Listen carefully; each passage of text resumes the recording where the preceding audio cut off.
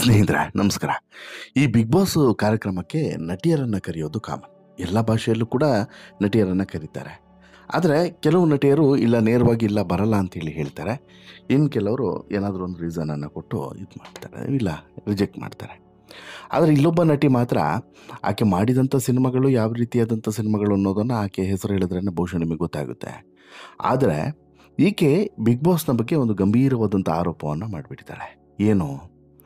ನನ್ನನ್ನು ಬಿಗ್ ಬಾಸ್ಗೆ ಕರೆದ್ರು, ಬಟ್ ಆದರೆ ನಾನು ಆ ರಿಯಾಲಿಟಿ ಶೋನಲ್ಲಿ ಭಾಗವಹಿಸೋದಕ್ಕೆ ರೆಡಿ ಇರಲಿಲ್ಲ.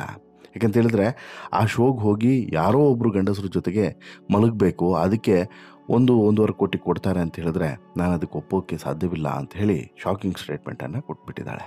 ಅಂದರೆ ಬಿಗ್ ಬಾಸ್ ಕಾರ್ಯಕ್ರಮ ಅಂತ ಹೇಳಿದ್ರೆ ಪರ ಪುರುಷರ ಜೊತೆಗೆ ಮಲಗುವಂಥ ಶೋ ಅನ್ನೋ ರೀತಿಯಲ್ಲಿ ಈಕೆ ಮಾತನಾಡಿಬಿಟ್ಟಿದ್ದಾಳೆ. ಹೀಗಾಗಿ ಈಕೆಯ ಮಾತು ಈಗ ಭಾರಿ ಚರ್ಚೆಯ ಕೇಂದ್ರ ಬಿಂದು ಆಗಿದೆ. ಜೊತೆಗೆ ಈಕೆಯ ಮೇಲೆ ಬಹುಶಃ ಕೇಸ್ ಬಿದ್ದರೂ ಕೂಡ ಅಚ್ಚರಿ ಏನಿಲ್ಲ ಅನ್ನುವಂತಹ ಚರ್ಚೆಗಳು ಕೂಡ ನಡೀತಿದ್ದಾವೆ. ಹಾಗಾದರೆ ಏನಾಯಿತು? ಯಾರು ಈಕೆ ಸ್ಟೇಟ್ಮೆಂಟ್ಗೆ ಕಾರಣ ಏನು? ಎಲ್ಲವನ್ನು ಕೂಡ ಹೇಳ್ತಾ ಹೋಗ್ತೀನಿ. ಅದಕ್ಕಿಂತ ಮುಂಚೆ ನೀವಿನ್ನೂ ಕೂಡ ನಮ್ಮ ಚಾನಲನ್ನು ಸಬ್ಸ್ಕ್ರೈಬ್ ಮಾಡಿಲ್ಲ ಅಂದರೆ ದಯವಿಟ್ಟು ಈ ಕೂಡಲೇ ಸಬ್ಸ್ಕ್ರೈಬ್ ಮಾಡಿ ಸ್ನೇಹಿತರೆ, ನಾನು ಈ ಬಿಗ್ ಬಾಸ್ನ ಬಗ್ಗೆ ಹೇಳೋದಕ್ಕಿಂತ ಮುಂಚೆ ನಾನು ಈ ಕೆಲವೊಂದಷ್ಟು ಫೋಟೋಸ್ಗಳನ್ನು ತೋರಿಸ್ತಾ ಇದ್ದೇನೆ ನೋಡಿ. ಆಶಿಕ್ ಬನೆಯ ಆಪ್ನೆ ಸಿನಿಮಾದ ಫೋಟೋಸ್ ಇದು. ಈ ಸಿನಿಮಾದಲ್ಲಿ ಈ ಹಾಡಿನಲ್ಲಿ ಮೈ ಚಳಿಯನ್ನು ಬಿಟ್ಟು ಬಿಸಿ ಏರಿಸುವ ರೀತಿಯಲ್ಲಿ ನೃತ್ಯವನ್ನು ಮಾಡಿದಂತಹ ಈಕೆಯ ಹೆಸರೇ ತನುಶ್ರೀ ದತ್ತಾ ಅಂತೇಳಿ. ಈಕೆ ಹಿಂದಿ ಭಾಷೆಯಲ್ಲಿ ತುಂಬ ಪಾಪ್ಯುಲರ್ ಆದಂತಹ ನಟಿ. ಜೊತೆಗೆ ಈಕೆ ಅಭಿನಯಿಸಿರುವಂಥ ಸಿನಿಮಾಗಳ ಹಿಸ್ಟರಿಯನ್ನು ನೋಡ್ತಾ ಹೋದರೆ ಬಹುಶಃ ನಿಮಗೆ ಈಕೆಯ ಬಗ್ಗೆ ನೀಟಾಗಿ ಗೊತ್ತಾಗ್ತಾ ಹೋಗುತ್ತೆ. ಆದರೆ ಈಗ ಈಕೆ ಬಳಸಿರುವಂತಹ ಕೆಲವೊಂದಷ್ಟು ವಿಚಾರಗಳು ಅಥವಾ ಈಕೆ ಹೇಳಿರುವಂತಹ ಒಂದು ಮಾತೇನಿದೆ, ಇದು ಭಾರಿ ಚರ್ಚೆಯ ಕೇಂದ್ರ ಬಿಂದು ಆಗಿದೆ. ಕೇವಲ ಹಿಂದಿ ಬಿಗ್ ಬಾಸ್ನಲ್ಲಿ ಮಾತ್ರವಲ್ಲ, ಬೇರೆ ಬೇರೆ ಬಿಗ್ ಬಾಸ್ನಲ್ಲೂ ಕೂಡ ಇದರ ಬಗ್ಗೆ ಭಾರಿ ಚರ್ಚೆಗಳು ನಡೀತಿದ್ದಾವೆ. ಅಸಲಿಗೆ ಈಕೆಗೆ ಬಿಗ್ ಬಾಸ್ಗೆ ಆಫರನ್ನು ಕೊಡ್ತಾರೆ. ಆದರೆ ಈಕೆ ನೇರವಾಗಿ ಹೇಳ್ಬೋದಾಗಿತ್ತು, ಇಲ್ಲ ನಾನು ಬಿಗ್ ಬಾಸ್ಗೆ ಬರಲ್ಲ ಅಂತೇಳಿ. ಅಷ್ಟು ಹೇಳಿ ಸುಮ್ಮನೆ ಇದ್ದಿದ್ರೆ ಇಷ್ಟೆಲ್ಲ ಚರ್ಚೆನೇ ಆಗ್ತಿರ್ಲಿಲ್ಲ. ಬಟ್ ಆದರೆ ಈಕೆ ಇಷ್ಟು ಹೇಳಿ ಸುಮ್ಮನೆ ಆಗಲಿಲ್ಲ. ಈಗ ಈಕೆಯ ಸ್ಟೇಟ್ಮೆಂಟು ಭಾರಿ ಸಂಚಲನಕ್ಕೆ ಕಾರಣ ಆಗಿರೋದೇ ಅದೇ ಕಾರಣಕ್ಕೆ. ಕಾರಣ ಏನಂತ ಹೇಳಿದ್ರೆ, ಈಗಾಗಲೇ ಹಿಂದಿಯಲ್ಲಿ ಬಿಗ್ ಬಾಸ್ ಶುರು ಆಗಿದೆ, ಮತ್ತು ಕನ್ನಡದಲ್ಲೂ ಕೂಡ ಮುಂದಿನ ವಾರ ಶುರು ಆಗ್ತಿದೆ. ಹೀಗಿರುವಾಗ ಬೇರೆ ಬೇರೆ ಭಾಷೆಯಲ್ಲೂ ಕೂಡ ಬಿಗ್ ಬಾಸ್ನ ಒಂದು ಫೀವರ್ ಶುರುವಾಗಿದೆ. ಈ ಹಂತದಲ್ಲಿ ಬಿಗ್ ಬಾಸ್ ಕಾರ್ಯಕ್ರಮದ ಬಗ್ಗೆ ಈಕೆ ಒಂದು ಕಠಿಣವಾದಂತಹ ಪದಪ್ರಯೋಗವನ್ನೇ ಮಾಡಿದ್ದಾಳೆ. ಕಳೆದ 11 ವರ್ಷದಿಂದ ಈ ಕಾರ್ಯಕ್ರಮ ಒಂದು ರೀತಿಯಲ್ಲಿ ವೀಕ್ಷಕರನ್ನು ಸೆಳೀತಾ ಇದೆ. ಜೊತೆಗೆ ಕಾರ್ಯಕ್ರಮ ಸೂಪರ್ ಹಿಟ್ ಆಗಿದೆ. ಕನ್ನಡದಲ್ಲಿ ಸುದೀಪ್ ಅವರು ನಡೆಸ್ಕೊಂಡು ಬಂದಿರುವಂತಹ ಜವಾಬ್ದಾರಿಯುತ ಶೋ ಇದು. ಪ್ರತಿ ವರ್ಷವೂ ಕೂಡ ಬಿಗ್ ಬಾಸ್ ಅಂದರೆ ಎಲ್ಲರೂ ಕೂಡ ಕಣ್ಣನ್ನು ಅಳಲಿಸಿ ಕಿವಿಯನ್ನು ನಿಮಿರಿ ನೋಡುವಂಥದ್ದು ಸಹಜ. ಯಾಕಂತ ಹೇಳಿದ್ರೆ ಏನಾಗುತ್ತೆ ಅಲ್ಲಿ ಅಂತ ಹೇಳಿ ಕುತೂಹಲ ಎಲ್ರಿಗೂ ಕೂಡ ಇರ್ತದೆ. ಆ ಭಾಷೆ ಈ ಭಾಷೆ ಅಂತಲ್ಲ, ಎಲ್ಲ ಭಾಷೆಯಲ್ಲೂ ಕೂಡ ಈ ವರ್ಷ ತಮ್ಮ ಇಷ್ಟದ ತಾರೆಯರು ಬಿಗ್ ಬಾಸ್ಗೆ ಬರಬಹುದಾ ಅನ್ನುವಂತಹ ಪ್ರಶ್ನೆ ಸಹಜವಾಗಿ ಇತ್ತು. ಅದೇ ರೀತಿ ಹಿಂದಿಯಲ್ಲೂ ಕೂಡ ಇತ್ತು. ಇದಕ್ಕೆ ಪೂರಕವಾಗಿ ಬಿಗ್ ಬಾಸ್ ಆರಂಭವಾಗುವಂಥ 1-2 ತಿಂಗಳುಗಳ ಮುಂಚೆನೇ ಕೆಲವರ ಹೆಸರುಗಳು ಚಿತ್ರಸಂತೆಯಲ್ಲಿ ಕೇಳಿ ಬರೋದಕ್ಕೆ ಶುರುವಾಗ್ತವೆ. ಇನ್ನು ಬಿಗ್ ಬಾಸ್ ಕೇವಲ ಕಾರ್ಯಕ್ರಮವಾಗಿ ಜನಪ್ರಿಯತೆಯನ್ನು ಗಳಿಸಿರೋದಲ್ಲ, ಆಯೋಜಕರ ಪಾಲಿಗೆ, ವಾಹಿನಿಯ ಪಾಲಿಗೆ ಅದೊಂದು ನಂಬರ್ ಗೇಮ್. ಒಂದೊಂದು ಎಪಿಸೋಡ್ ಜೊತೆಗೆ ಕೋಟ್ಯಾಂತರ ರೂಪಾಯಿ ವ್ಯವಹಾರವೂ ಕೂಡ ನಡೆಯುವಂಥದ್ದು ಕೂಡ ಇದೆ. ಹೀಗಾಗಿ ಬಿಗ್ ಬಾಸ್ ಆಯೋಜಕರು ಕೂಡ ವಿಚಿತ್ರ ಆಸಾಮಿಗಳನ್ನೇ ಮೊದಲು ಟಾರ್ಗೆಟ್ ಮಾಡ್ತಾರೆ. ವಿವಾದಾತ್ಮಕ ವ್ಯಕ್ತಿಗಳನ್ನು ಮನೆಯೊಳಗೆ ಕರೆತರೋದಕ್ಕೆ ಕಸರತ್ತನ್ನು ಮಾಡ್ತಾರೆ ಮತ್ತು ಕೆಲವು ಸ್ಪರ್ಧಿಗಳಿಗೆ ಹಣದ ಆಸೆಯನ್ನು ಕೂಡ ತೋರಿಸಿರ್ತಾರೆ. ಈ ಕಾರಣಕ್ಕೆ ಬಿಗ್ ಬಾಸ್ ಕಡೆಯಿಂದ ಬಂದಿದ್ದೇ ತಡ ಹಲವು ತಾರೆಯರು ತಮ್ಮೆಲ್ಲ ಕೆಲಸವನ್ನು ಕೂಡ ಮರೆತು ಬಿಗ್ ಬಾಸ್ಗೆ ಅಡ್ರೆಸ್ ಹುಡುಕಿಕೊಂಡು ಹೋಗೋದಿದೆ. ಎಷ್ಟೇ ಬ್ಯುಸಿಯಾಗಿದ್ದರೂ ಇಲ್ಲಿ ಈ ಹಣದ ಮೇಲಿನ ವ್ಯಾಮೋಹದಿಂದ ರಂಪ ರಾಮಾಯಣ ಕಿರಿಕ್ನ ಭಾಗವಾಗೋದಕ್ಕೆ ಬಿಗ್ ಬಾಸ್ನ ಮನೆಗೆ ಬರೋದೂ ಕೂಡ ಇದೆ. ಆದರೆ ಎಲ್ಲರೂ ಕೂಡ ಒಂದೇ ಸಾಲಿಗೆ ಸೇರಿದವರ ಖಂಡಿತವಾಗ್ಲೂ ಅಲ್ಲ. ಅಲ್ಲೊಬ್ಬರು ಇಲ್ಲೊಬ್ಬರು ಹಣದ ಮುಖವನ್ನು ನೋಡದೆ ಬಂದಂತಹ ಆಫರನ್ನು ಎಡಗಾಲಿನಲ್ಲಿ ಒದ್ದವರೂ ಕೂಡ ಇದ್ದಾರೆ. ಹಣಕ್ಕಿಂತ ಮನೆಯ ವಾತಾವರಣ ಹೇಗಿದೆ ಅನ್ನೋದ್ರ ಮೇಲೆ ನಿರ್ಧಾರವನ್ನು ತೆಗೆದುಕೊಳ್ಳುತ್ತಾರೆ. ಉದಾಹರಣೆಗೆ ತನುಶ್ರೀ ದತ್ತಾ. ಹೌದು, ತನುಶ್ರೀ ದತ್ತಾ ನಿಮ್ಮೆಲ್ರಿಗೂ ಕೂಡ ಗೊತ್ತಿರುವಂಥ ಹೆಣ್ಮಗಳೇ. ಆಶಿಕ್ ಬನೆಯ ಆಪ್ನೆ ಚಿತ್ರದ ಮೂಲಕ ಬಣ್ಣದ ಪ್ರಪಂಚಕ್ಕೆ ಬಂದಂಥ ಚೆಲುವೆ. ಆ ನಂತರ ಚಿತ್ರಕ್ಕಿಂತ ವಿವಾದಗಳನ್ನೇ ಹೆಚ್ಚು ಮೈ ಮೇಲೆ ಎಳ್ಕೊಂಡಾಕೆ ಈಕೆ. 2018ರ ಆಚೆಗೆ ನಾನಾ ಪಾಟೇಕರ್ ಮೇಲೆ ಮೀಟು ಆರೋಪವನ್ನು ಮಾಡಿದಂತಹ ನಟಿಯೂ ಕೂಡ ಈಕೆ.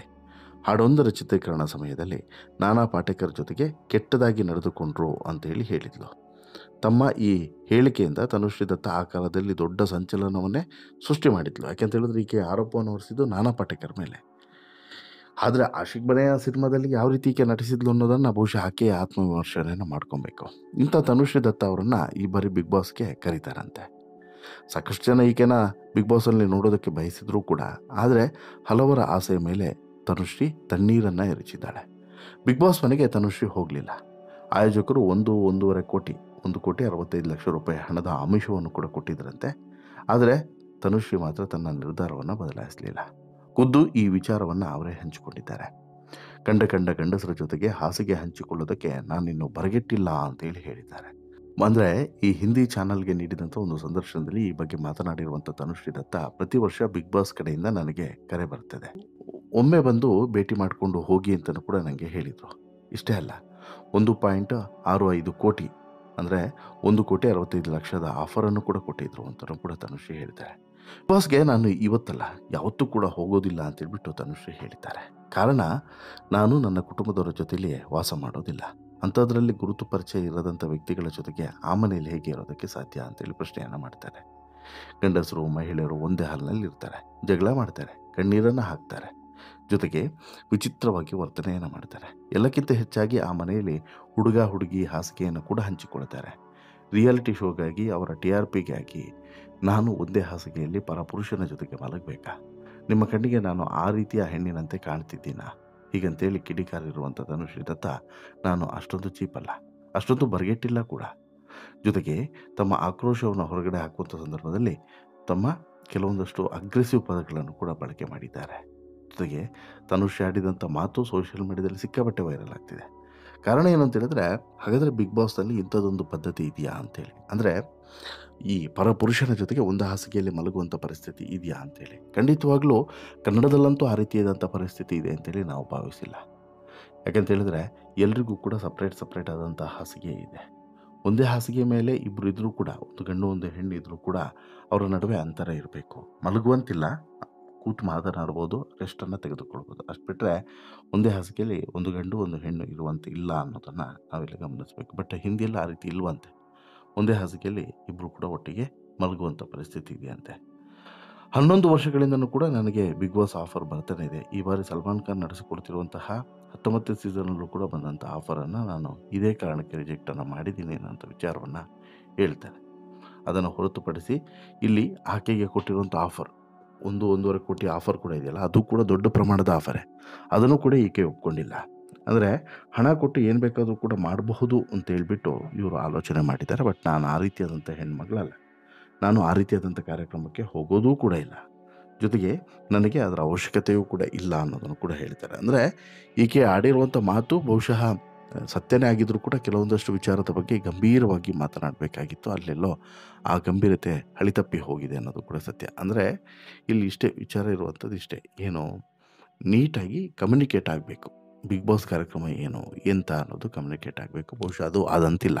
ಜೊತೆಗೆ ತನುಶ್ರೀ ದತ್ತಗೆ ಇಷ್ಟ ಇಲ್ಲ ಅಂತ ಹೇಳಿದ್ರೆ, ಇಲ್ಲ ನಾನು ಬರಲ್ಲ ಅಂತೇಳಿ ಹೇಳಿದ್ರೆ ಮುಗ್ದೋಗಿತ್ತು.